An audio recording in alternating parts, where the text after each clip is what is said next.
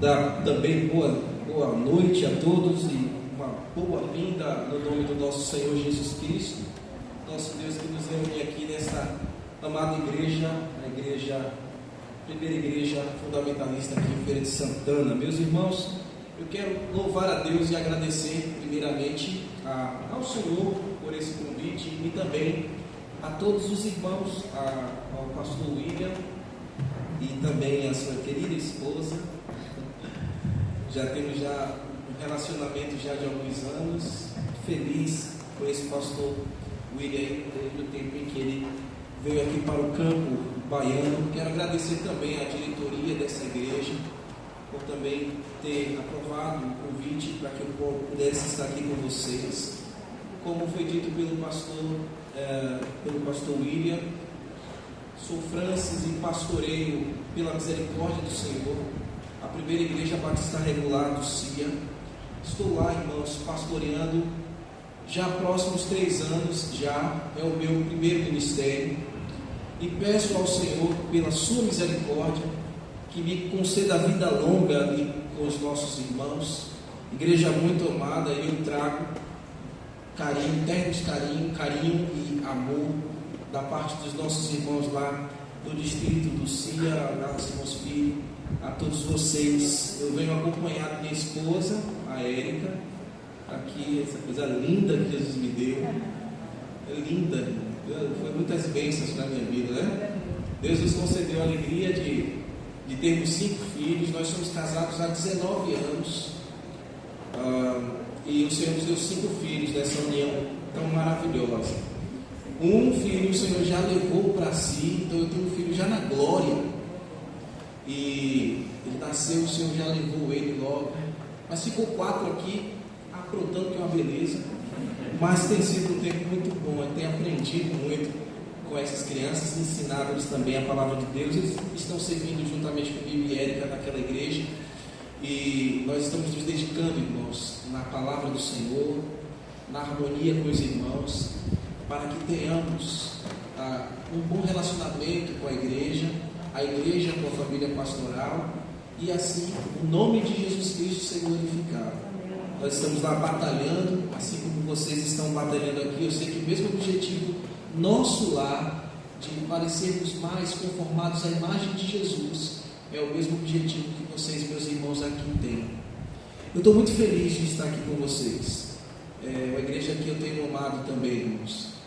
E eu estou feliz no Senhor por saber que essa igreja chegou a essa longevidade.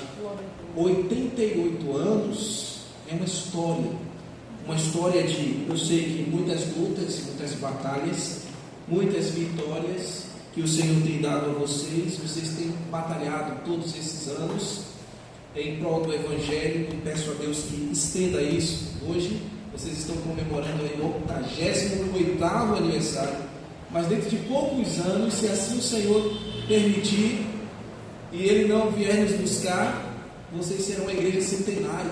Isso é glorioso, irmãos. Isso é sinal da bênção de Deus no meio de vocês. É o sinal da confirmação do Senhor ao longo do tempo. Então, que essa igreja local cresça e se expanda para a glória do Senhor. E esse tema que vocês escolheram é muito sugestivo, porque revitalização, confiando em Deus em tempos difíceis e recuperando o ânimo da comunhão, é crucial para uma igreja madura, uma igreja experiente, uma igreja quase centenária. É preciso sempre voltar a estas verdades que vocês tematizaram aqui, para que vocês possam construir para novas gerações, deixando legado, sempre de que é Deus que tem construído essa história na vida de vocês. É Ele que renova a força de vocês, e Ele continuará renovando. E uma vez que Ele nos tem revitalizado, Ele tem se mostrado que é um Deus também que não se cansa, um Deus que tem nos fortalecido. Então, eu quero convidar os meus amados irmãos a abrirem o texto de Isaías, o capítulo 40, os versos serão 25 a 31. A nossa exposição, meus irmãos, ela vai girar em torno destes versos aqui, do capítulo 40, versículos 25 a 31. Será a nossa exposição propriamente dita. Mas antes de entrarmos no texto, eu quero ambientar os irmãos com relação à realidade aqui, a partir do capítulo 40 de Isaías. Então, antes de lermos, eu vou fazer essa introdução. O tema é o Deus que renova as nossas forças. O Deus há de renovar as forças desta amada igreja. Mas antes eu quero fazer uma contextualização que é introdutória, e depois nós vamos passar para a exposição dos versos. E esse sermão, quando eu passar a fazer a exposição, ele será dividido em duas partes. E quando o profeta está falando diretamente em nome de Deus, depois ele assume como um interlocutor profético. E nós vamos ver como isso acontece. Depois eu vou fazer uma aplicação final com os irmãos. Mas deixa eu contextualizar os irmãos. No capítulo 40, amados, ele marca uma mudança dentro do livro do profeta Isaías. Este livro é um livro grande e contém 66 capítulos. E, segundo historiadores, ele foi escrito lá por volta do ano 701. Isso representa o 8º século antes de Cristo. É no final do 8º século antes de Cristo que esse texto foi escrito, proposicionado. E quando chega no capítulo, então até o capítulo 39, meus irmãos, você tem uma tônica no livro de Isaías. Capítulo 1, 2, 3, até o 39 você tem uma tônica. Qual é a tônica do livro? Que podemos assim dividi-lo em dois, dentro dessa expectativa que eu estou expondo para vocês. A tônica que cobre o primeiro capítulo até o 39 Deus está ajudando o seu povo. Deus está trazendo palavra de juízo para o seu povo. Então, você vai ver que Deus está usando Isaías nesses capítulos, dizendo que ele vai entregar o seu povo em um exílio que nós sabemos que durou 70 anos. Vai entregar o seu povo na mão dos babilônios. Mas veja o que acontece da fronteira. No capítulo 39, passa o olhinho juntamente comigo, por favor. Capítulo 39, versículo 5 ao versículo 7, na fronteira que é para virar para a segunda parte do livro. Essa primeira parte que eu estou dizendo, Deus está trazendo juízo para o seu povo. Na fronteira ele diz aí, no capítulo 39, verso 5 ao verso 7. Então disse, isso aqui, meus irmãos, Deus vai falar para o rei que acabou de mostrar sua opulência para os seus adversários. Havia chegado uma comitiva da Babilônia até as terras de Judá, e o rei, para fazer boa recepção, ele mostrou toda a riqueza do seu reino e toda a riqueza das suas terras. E os emissários ficaram sabendo de tudo que existia ali nas terras de Judá. Mas ele estava fazendo isso para mostrar que ele era poderoso. Era uma vaidade aqui. E olha o que Deus fala. É na fronteira, como estou dizendo, dessa primeira parte do livro, que determina o juízo de Deus contra o seu povo. Verso 5. Então disse Isaías a Ezequias: ouve a palavra do Senhor dos Exércitos. Eis que virão dias em que tudo quanto houver em tua casa, como o que entesouraram os teus pais até o dia de hoje, será levado para a Babilônia. Não ficará coisa alguma, diz o Senhor. Disse o Senhor: pois teus próprios filhos, que tu gerarás, serão tomados para que sejam eunucos, serviçais, lá nos palácios do rei da Babilônia. Essa profecia, irmãos, ocorreu sim. Ela aconteceu, mas não foi no exato momento em que o livro está sendo escrito.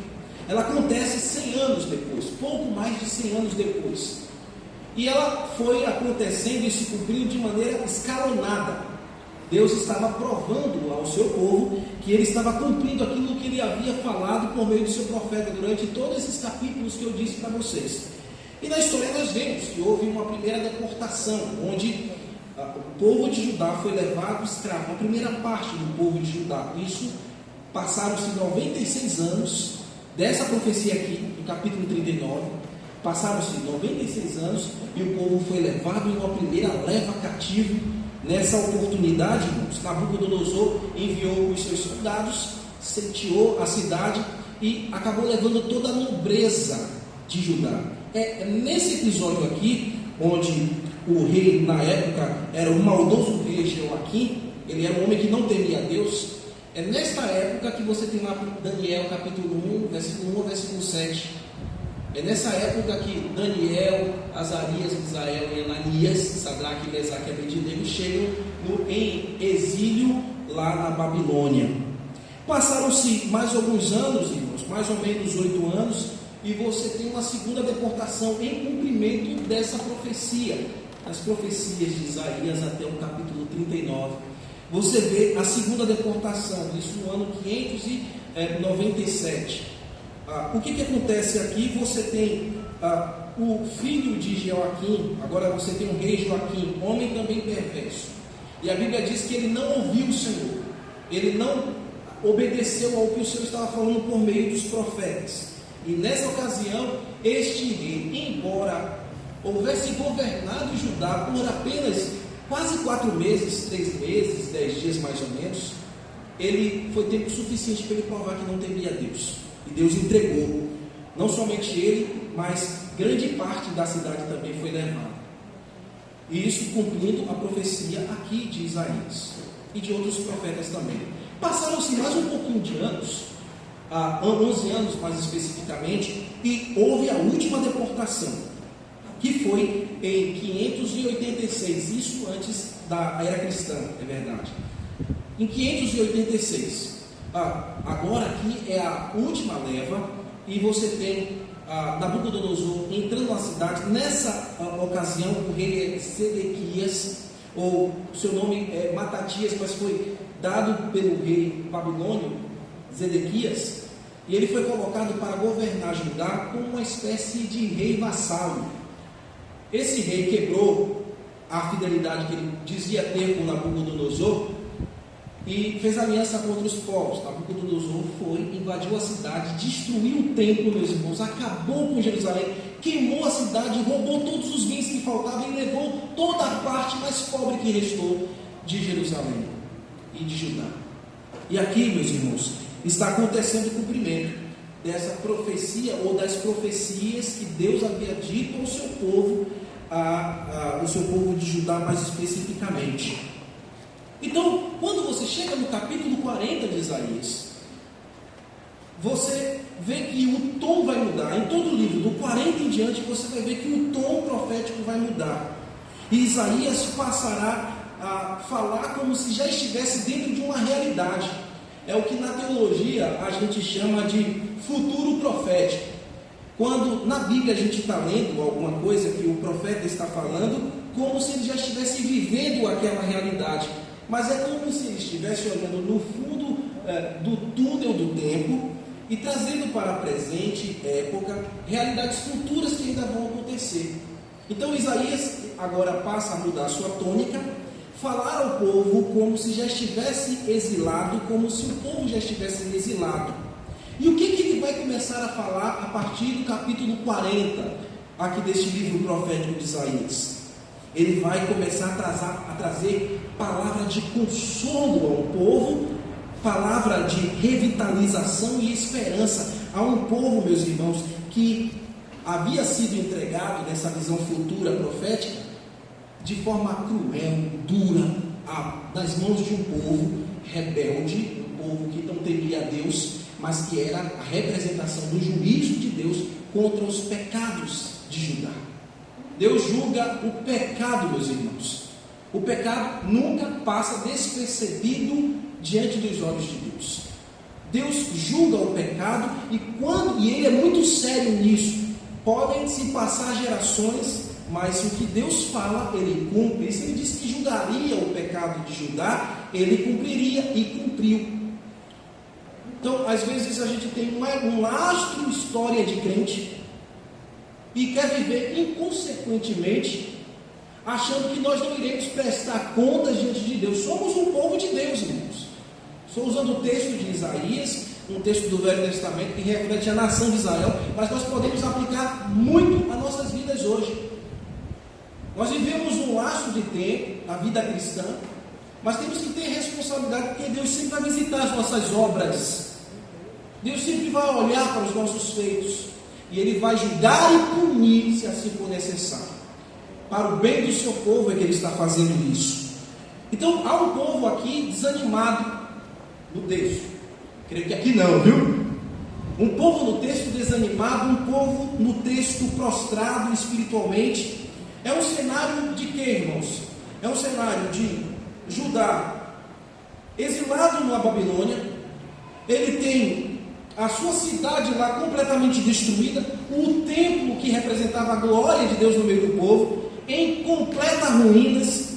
Você tem também uma identidade nacional do povo fragmentada, destruída, pulverizada, completamente abalada. Um povo vivendo longe da sua terra prometida. Você tem um povo de Deus cercado por meio de tantas idolatrias, e um povo tentado a pensar que Deus havia esquecido deles. Se a gente for puxar para um contexto, irmãos, nosso aqui, não é muito distante disso não. A igreja está em um mundo repleto de idolatrias. A igreja está em um mundo onde a identidade dela, se duvidar, pode ser abalada. A igreja está em um mundo onde ela pode facilmente ser capturada com a ideia humanista deste mundo de que Deus se esqueceu, de que Deus está morto, de que Deus trabalhou e falou em eras passadas, mas agora na minha geração não mais.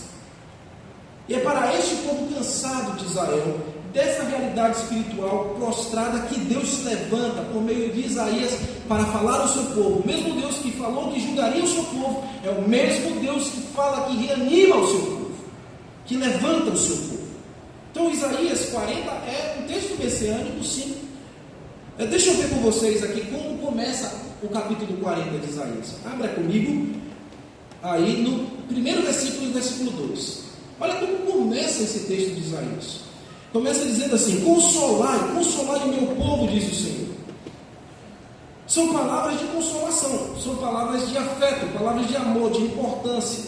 Deus havia descido a ripa no seu povo, mas olha como ele vem agora falando com palavras de amor. Consolai o meu povo, falai ao coração de Jerusalém, bradai-lhe, que já é fim do tempo de sua milícia, de que sua iniquidade está perdoada. Olha como ele está falando, como se fosse já no futuro. A sua iniquidade já está perdoada, e que já recebeu em dobro da mão do Senhor por todos os seus pecados. Por que o povo estava sendo julgado? Por causa dos seus pecados. E Deus está usando o profeta para dizer futuramente, com uma visão profética: eu já julguei isso, eu já julguei e já perdoei vocês. O consolo para este povo não viria de otimismo humano. O consolo não viria de mudanças políticas. Eu mostrei para vocês alguns reis que se sucederam, mas que não temiam a Deus. O consolo do povo de Deus não vem por estes veios. O consolo do povo de Deus não vem por mudança geopolítica. O consolo do povo de Deus, o povo judá aqui, o povo judeu, e nós como igreja, vem quando Deus muda a nossa forma de enxergar a si mesmo e a Ele. Quando há conversão no coração, quando Deus julga os nossos pecados e nós nos arrependemos, e nós clamamos a Deus, e Ele envia a sua consolação. É somente de Deus que vem a restauração e a revitalização para uma igreja e para o seu povo. Ele é o Criador soberano, irmãos. Ele tem nas nossas vidas a nossa história, e Ele tem um controle absoluto de cada um de vocês aqui. E Ele escolheu cada um de vocês para continuar escrevendo essa linda história desta igreja. Mas para isso, meus irmãos, é preciso ter muita prudência. É preciso entender que não devemos brincar com o pecado, que não devemos brincar com a santidade de Deus, e que somos um povo dele, e que ele nos escolheu, nos julga segundo sua vontade soberana, mas também nos renova e nos restaura. Agora, depois dessa introdução, vai comigo nos versos 25 em diante.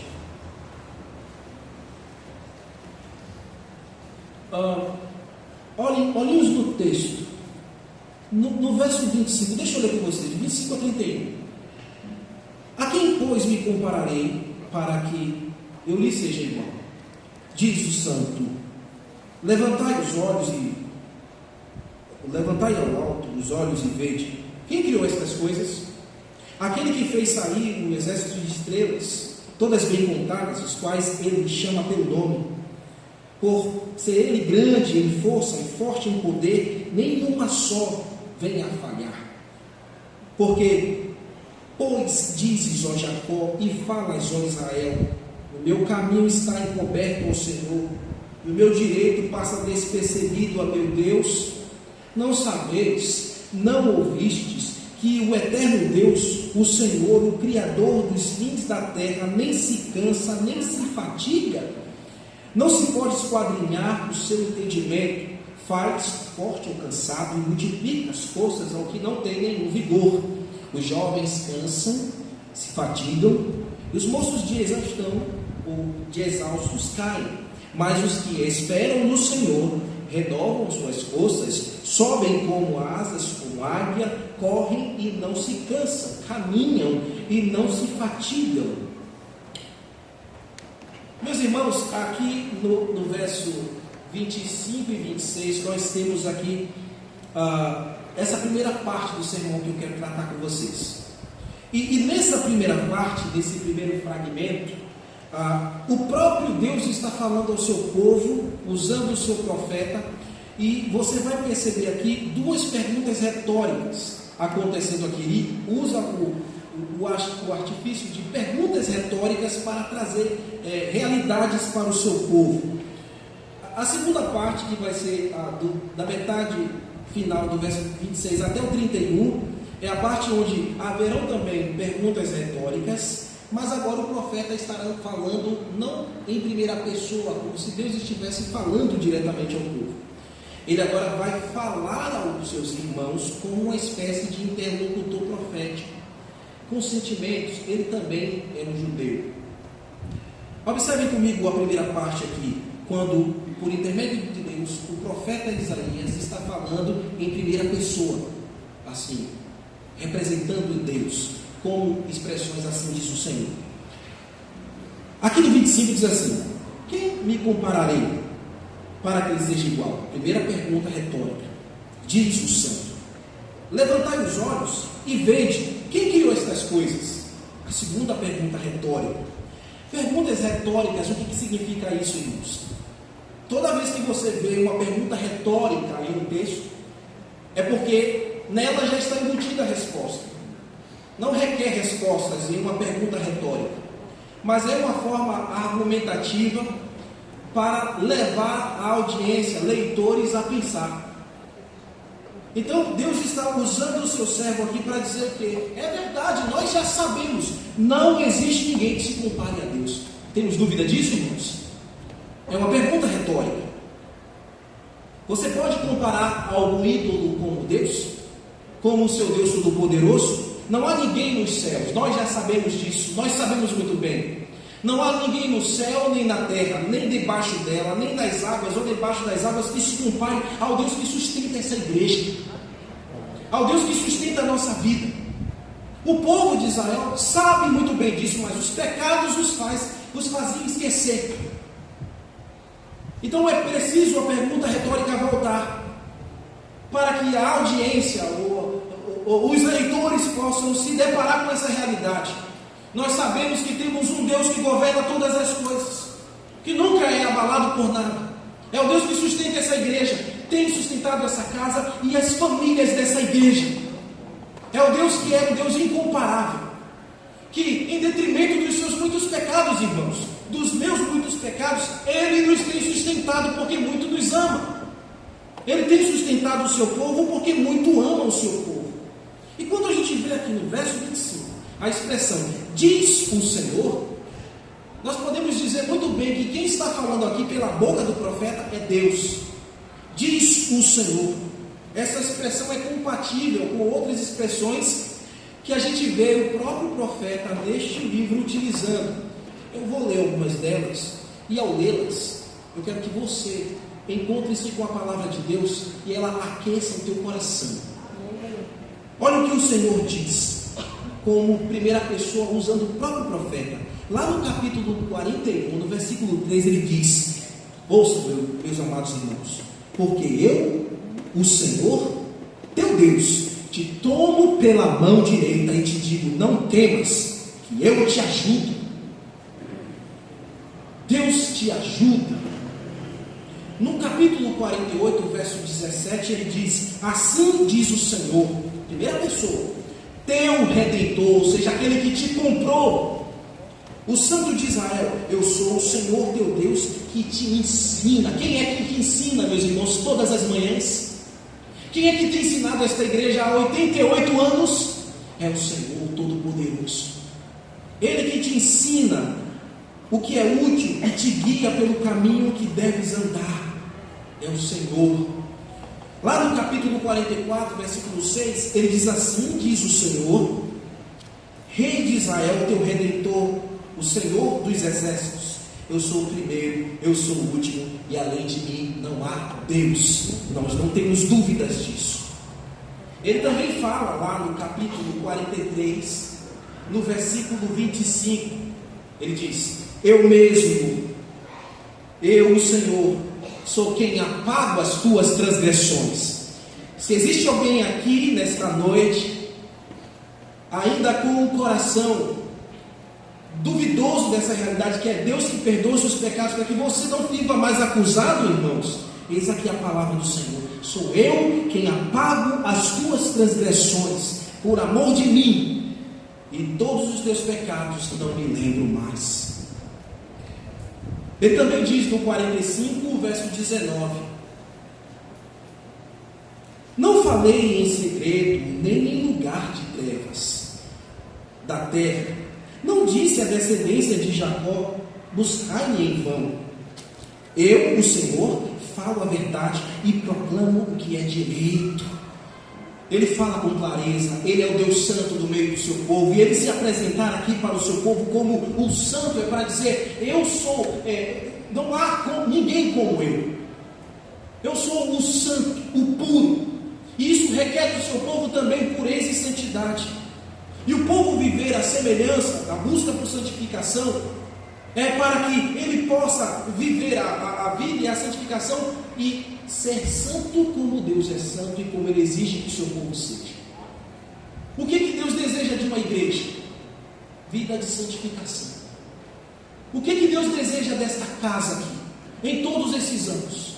Vida de pureza, vida de santificação. Quem está falando com a igreja hoje aqui é o pastor Francis? Não, é o Senhor, o Santo, através da sua palavra, dizendo para vocês: sejam santos, santifiquem-se, purifiquem o coração de vocês. E no verso 26, ele formula a segunda pergunta retórica.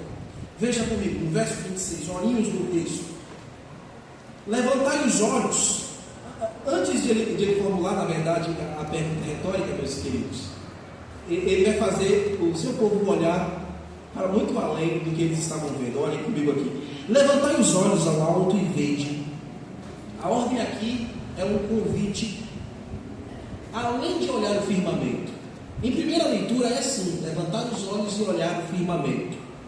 Mas no sentido espiritual, aplicando essa verdade aqui, é chamando o povo para redirecionar o seu olhar. O povo precisava redirecionar o seu olhar da sua vida destruída de pecados para um Deus criador e soberano. Veja comigo, olha o que ele continua dizendo. Agora vem a pergunta retórica: quem criou todas estas coisas? O objetivo aqui é conduzir o povo para olhar a majestade gloriosa da criação de Deus. para que o povo pudesse levantar os olhos e ver as estrelas, os astros cintilantes, todo o universo que pudesse ser visto, e terem a convicção de quem fez todas essas coisas. Não há outro, é o Criador, é Ele que fez todas essas coisas. É como que Davi disse lá no Salmo 119: os céus proclamam a glória de Deus, e o firmamento anuncia as obras de suas mãos.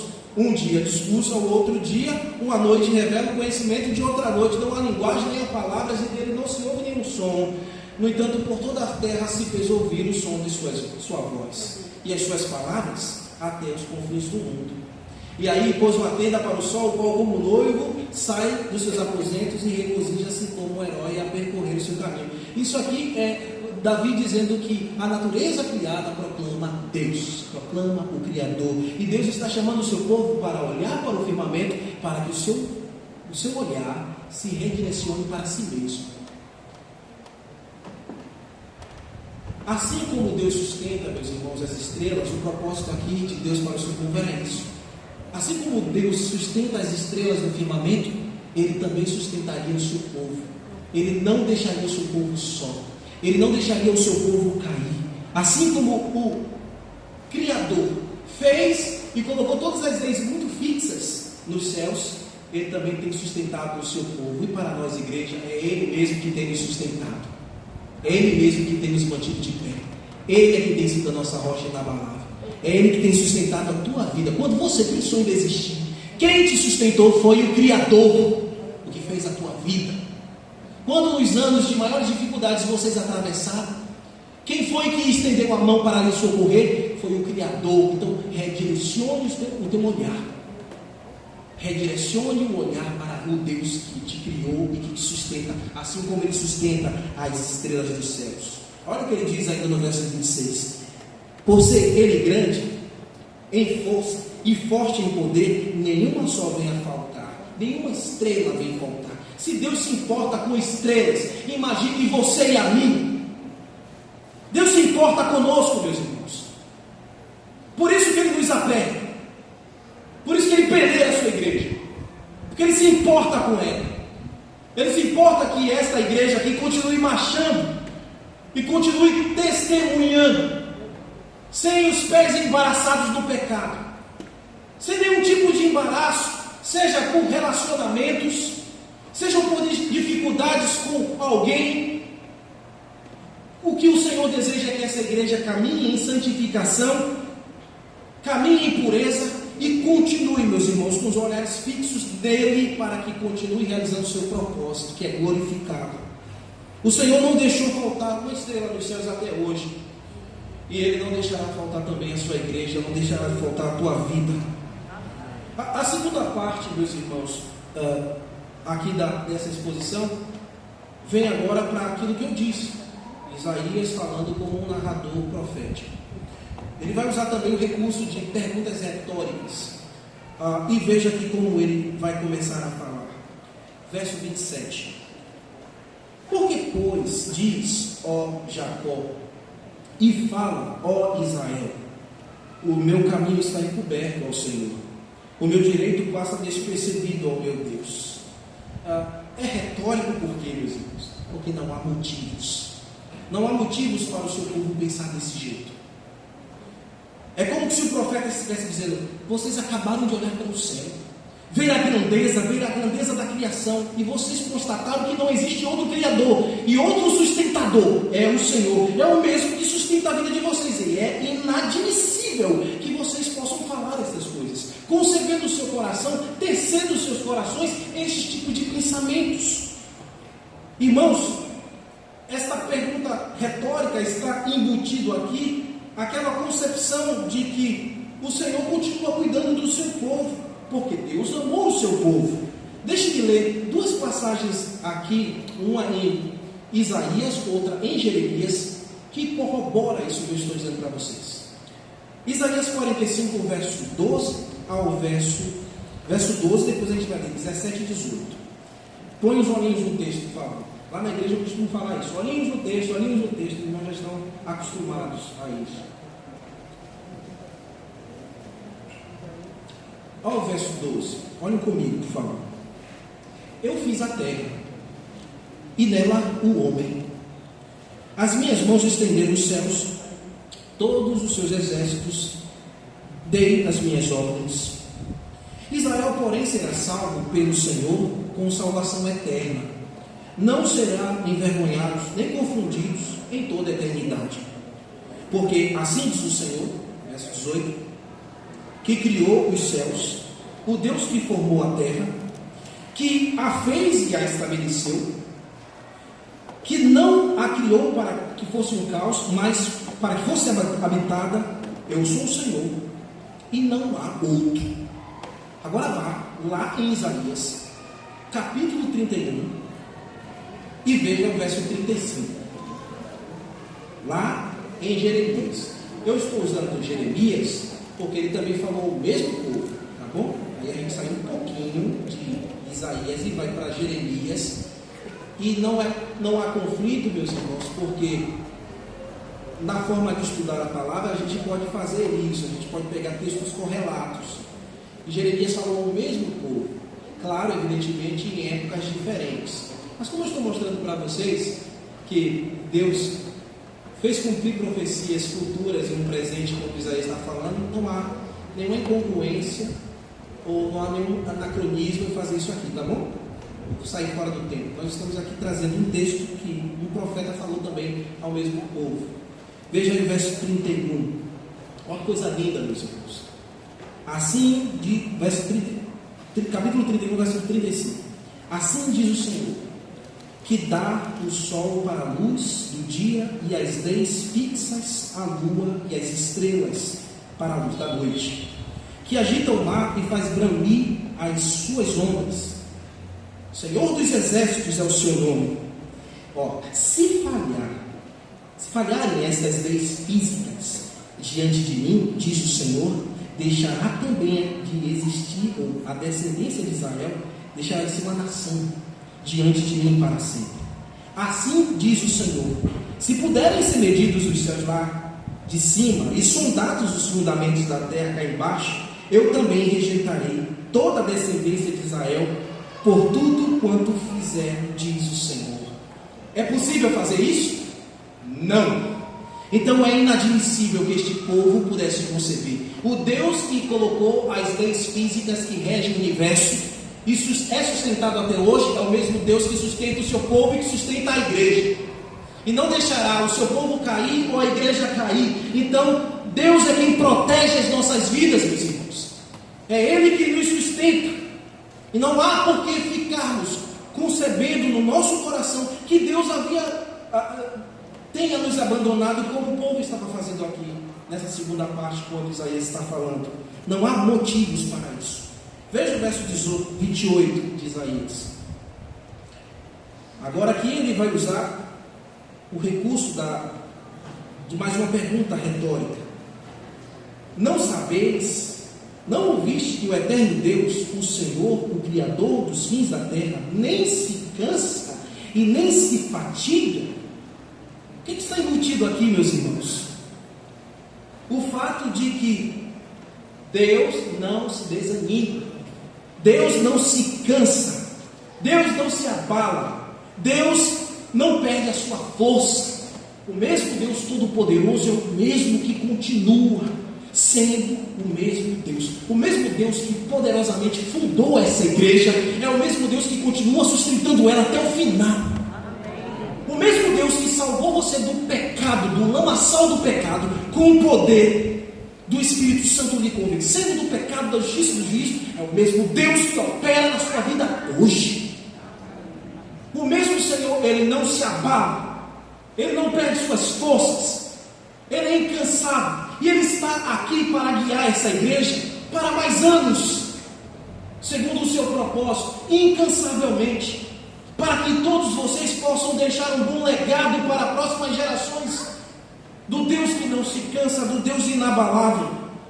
Porque aqui no próprio texto nós veremos que jovens podem se cansar, homens enfraquecem, caem exaustos, mas aqueles que confiam no Senhor, no Todo-Poderoso, eles permanecem de pé.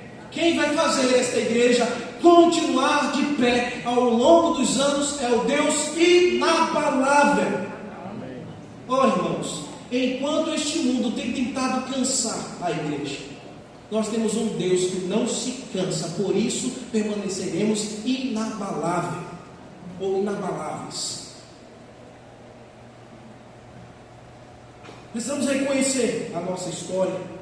Precisamos reconhecer que quem sustentou a nossa história até aqui é o Senhor. Cada vida aqui compõe a igreja. Então a igreja é marcada por histórias, meus irmãos. Cada irmão aqui, consagrado, lavado, remido pelo sangue de Jesus, comunica a história desta igreja ao longo de todos esses anos. Quem tem sustentado essa igreja não é o pastor William, não são os pastores que passaram, mas o próprio Deus, que tem garantido a vida de vocês, a subsistência dessa igreja e o propósito dela. Por mais que o inferno se levante, por mais que ideologias se levantem, a igreja continuará firme e inabalável, porque é o Senhor, o Todo-Poderoso, que não se cansa, que não perde sua força nem seu poder, continua no meio da sua igreja. Ele continuava no meio do seu povo, embora o seu povo não percebesse isso.